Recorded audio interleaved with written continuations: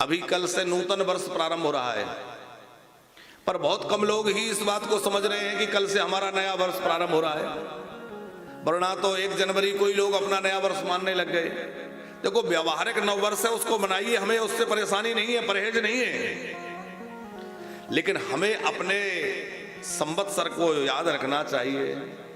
हमारा जो नूतन वर्ष है वह यहां प्रारंभ हो रहा है कल चैत्र शुक्ल प्रतिपदा, जहां से मां भगवती की आराधना से हम लोग अपने नए वर्ष की शुरुआत करते हैं। 9 दिनों तक मां भगवती की उपासना आराधना हम लोग करते हैं। अंग्रेजी नव वर्ष में क्या नया होता है हमें पता नहीं, पर इस नव वर्ष में आप देखेंगे किसानों के घरों में नई फसल आती है। पतझड़ होने के बाद बसंत ऋतु प्रारंभ हो रही है, तो उसमें जो है नए नए पत्ते पेड़ों में आते हैं, नए नए पुष्प। टेसू वगैरह में देखिए क्या गजब के पुष्प खिले होते हैं। इस समय जो बही खाते का काम है, जो ऑडिट का काम है, वो भी इस समय होता है प्रायः। अभी भी वो नव वर्ष से ही चलता है, मार्च से, मार्च में होता है ना, वो मार्च का चल रहा है, तो वो सब चल रहा है। तो वित्तीय वर्ष भी यहीं से प्रारंभ होता है, शैक्षणिक वर्ष भी मार्च से ही प्रारंभ। मार्च में बच्चों की परीक्षा होती है, उसके बाद पर नया सत्र प्रारंभ होता है। तो चाहे वित्तीय वर्ष हो, चाहे शैक्षणिक वर्ष हो, या फिर आप देखें तो प्रकृति के अनुसार प्रकृति भी हमारा नया वर्ष मनाती है। वृक्षों में नए पत्ते आ जाते हैं, हरियाली हो जाती है, नया अन्न किसानों के घरों में आ जाता है, चारों ओर आनंद का वातावरण होता है। और हमारा नया वर्ष ब्रह्म वेला से प्रारंभ होता है, आधी रात से नहीं। अंग्रेजी नव वर्ष प्रारंभ होता है रात को 12 बजे लोग मनाते हैं। क्या करते हैं? बोले नशा करते हैं, धुत पड़े रहते हैं, ऊट पटांग गाने बजाएंगे, ऊट पटांग नाचेंगे। तो व्यसन में पड़ करके और पाश्चात्य संस्कृति के अनुसार उस नववर्ष को मनाया जाता है। और हमारा जो नववर्ष है ये मां भगवती की आराधना से शुरू होता है, उपासना से शुरू होता है। ये वासना से शुरू होने वाला नववर्ष नहीं है। कल नूतन वर्ष में क्या करें?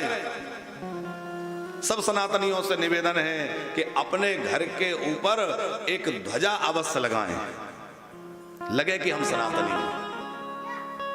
सब लोग नूतन वर्ष में मंदिर अवश्य जाएं, जहां भी जो मंदिर आपको नजदीक पड़ता हो, कोई भी मंदिर पास में है, आप नव वर्ष कल प्रारंभ हो रहा है तो नूतन संवत्सर के आरंभ में मंदिर में दर्शन करने जाएं। हो सके तो गौ सेवा करें, संत सेवा करें, अपने माता पिता का, बुजुर्गों का आशीर्वाद लें, मां भगवती की उपासना करें, पूजा करें, घर में घट स्थापन करें, घर के द्वार पर स्वास्तिक बनाएं, शुभ लाभ लिखें, बंधन वार लगाएं, अपने घर को सजाएं, घर के द्वार पर रंगोली बनाएं, संध्या के समय वहां दीप जलाएं। और नव संवत्सर में नीम के पत्तियां जो होती हैं, नई नई कोंपले, नीम की नई कोंपल, जीरा, काली मिर्च, मिश्री, इनका चूर्ण बना करके खूब पीस करके और सवेरे सवेरे खाली पेट इनको ग्रहण करना चाहिए। कल के दिन नीम की पत्तियां, कोमल कोमल जो पत्तियां हों, काली मिर्च, जीरा, मिश्री, इनको बढ़िया पीस लें और पीस करके बढ़िया गोली बना करके पहले तो भगवान को भोग लगा दें, और भगवान को भोग लगा करके फिर खाली पेट इनको ग्रहण कर लें। तो हमारे शास्त्रकार कहते हैं कि जो इस तरह से ग्रहण करता है वो निरोगी रहता है, साल भर उसको कोई बड़ा भारी रोग नहीं हो सकता, उसको रोग नहीं होता। कल के दिन के लिए विधान हमारे पंचांगों में लिखा रहता है। हमारे पंचांग कल से प्रारंभ होंगे, तो फलश्रुति पंचांग की कल सुनना चाहिए। नए वर्ष में पंचांग की फलश्रुति, वर्ष का राजा कौन है, वर्ष का मंत्री कौन है, वर्ष का फल क्या है, इस वर्ष में कैसा क्या रहेगा, उस वर्ष का फल श्रवण करना चाहिए, संवत्सर का फल श्रवण करना चाहिए। हो सके तो किसी पवित्र जलाशय में जाकर, तीर्थ में जाकर के स्नान करना चाहिए। भगवान की कृपा है, कल गंगा जी का योग बन रहा है, तो हम तो ऋषिकेश में जाके गंगा जी में स्नान करने का सौभाग्य प्राप्त हो रहा है। तो कल गंगा मैया में जाकर पूजा करेंगे, गंगा जी का स्नान करेंगे और नूतन वर्ष गंगा जी के शरण में जाकर, और गंगा जी से प्रार्थना यही कि कथा की गंगा जो बह रही है वो जीवन पर्यंत ऐसे ही बहती रहे, जैसे वो गंगा अविरल बह रही है ऐसे ही कथा की गंगा अविरल धारा से बहती रहे, और सेवा की गंगा ऐसे ही बहती रहे। जो सेवा की गंगा यहां बहाई है वो कभी रुके ना। तो हम लोगों को अपने बच्चों को अपनी संस्कृति से, अपने त्योहारों से परिचित अवश्य कराना चाहिए। खूब धूमधाम से हम अपना नया वर्ष मनाएं ताकि हमारे बच्चे हमारे नव संवत्सर को याद रखें, जान सकें। आजकल तो तिथि क्या है बच्चों से पूछो तो बहुत थोड़े बच्चे बतला पाएंगे। महीना कौन सा चल रहा है तो वो जनवरी फरवरी मार्च तो बतला देंगे, लेकिन हिंदी महीना कितने बच्चों को याद है? कौन सा पक्ष चल रहा है, आज क्या नक्षत्र है, याद नहीं है, क्योंकि हम लोग कभी उसको व्यवहार में लेते नहीं, बच्चों के सामने न बोलते ना बात करते, व्यवहार में बस यही सब चल रहा है।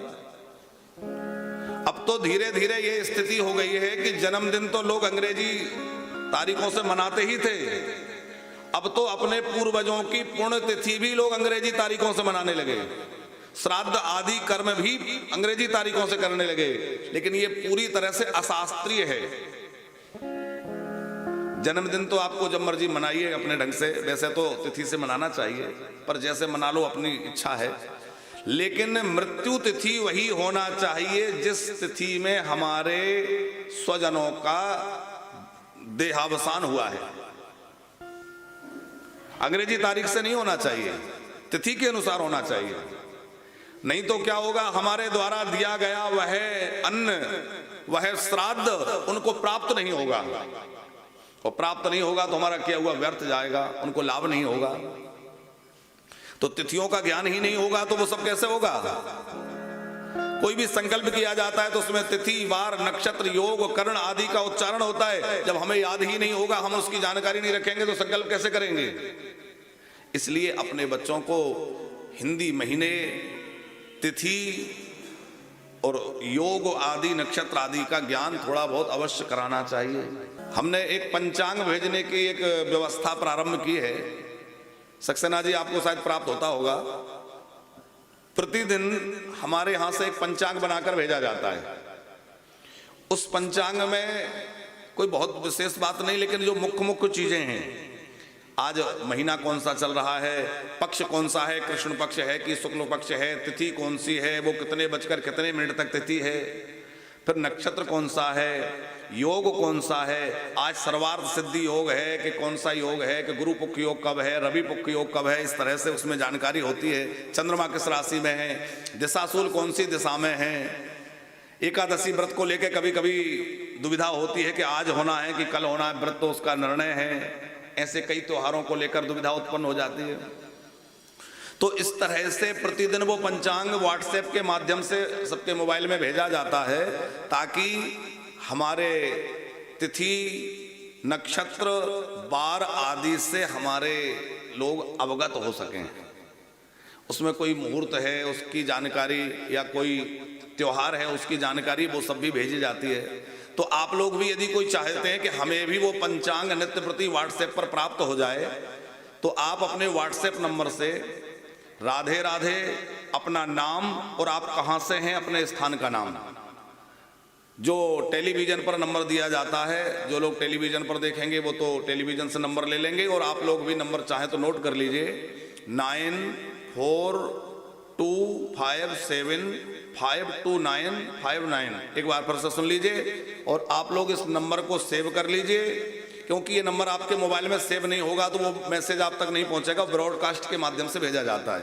तो जिन मोबाइलों में नंबर सुरक्षित होगा उन्हीं को मिलेगा, तो नंबर सेव कर लेंगे और इस नंबर पर आप राधे राधे लिखकर अपना नाम और आप कहां से हैं वो लिख करके भेज देंगे, तो वो नित्य प्रति पंचांग आपके मोबाइल में पहुंच जाएगा।